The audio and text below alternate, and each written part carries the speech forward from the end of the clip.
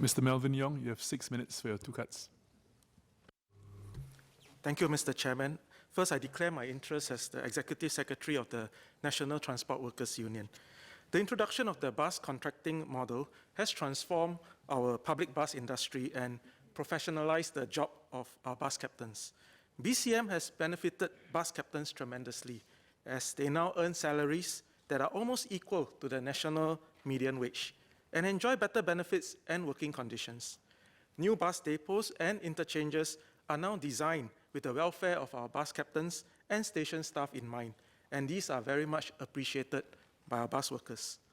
Mr. Chairman, BCM did not just benefit bus captains, it has benefited commuters too.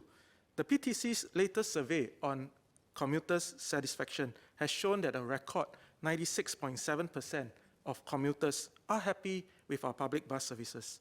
Under BCM, public bus operators are incentivized for good service reliability and reduce bus bunching. Can MOT provide an update on the performance of the respective public bus operators? Have they met their KPIs under BCM? Are there any plans by LTA to further tighten these KPIs? How much incentives have been paid out to the operators since the introduction of BCM? I ask because ultimately the ones who are tasked to fulfill these KPIs are our bus captains. With BCM, our bus captains have had to adapt to new performance indicators, and this has added new pressure to an already challenging job. Fatigue can occur in all industries, but numerous studies have focused its effect on shift workers and drivers, and our bus captains are both shift workers and drivers.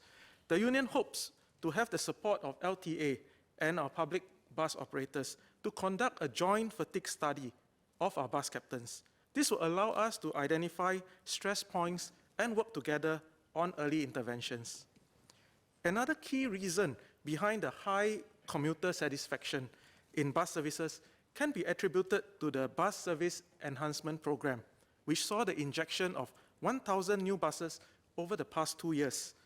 However, the existing bus depots and interchanges, especially the older ones, were not designed to accommodate the increased number of buses. Can MOT provide an update on the plans for new depots and interchanges, and if there are any plans to upgrade existing ones? I do hope that LTA will continue to work with the union to factor in worker-centric designs when building new bus facilities or upgrading the old ones. To drive these new buses, the operators hired hundreds of new bus captains who are trained at the Singapore Bus Academy. Can MOT share the number of locals who have joined the industry as bus captains after the introduction of BCM? Since its inception, the Academy's focus has been on foundational courses for new bus captains. But with the conclusion of BESP, it is unlikely that we would see a large influx of new bus captains in the coming years. With the recent launch of the Land Transport Industry Transformation Map and the risk of displacement from autonomous vehicles, it is timely that we now cast an eye to the future of the industry. Are there any plans by the Academy to develop new training programs focused on upskilling existing bus captains? The National Transport Workers Union stands ready to work with our tripartite partners to co-develop programs to future-proof our bus workers. Mr. Chairman, my second cut. Our MRT system sees about 3.1 million rides a day, and maintaining a high standard of rail reliability is crucial to keep Singapore and Singaporeans moving. In the latest survey by the PTC, customer satisfaction in overall public transport dipped for the first time in 4 years, mainly due to major MRT incidents in 2017. It is imperative that we continue to improve rail reliability to regain the public's trust in our rail system. LTA had identified 5 major upgrading projects to overhaul our aging MRT lines. These are multi-year projects which would extend to 2024. Can MOT provide an update on the respective major rail improvement projects?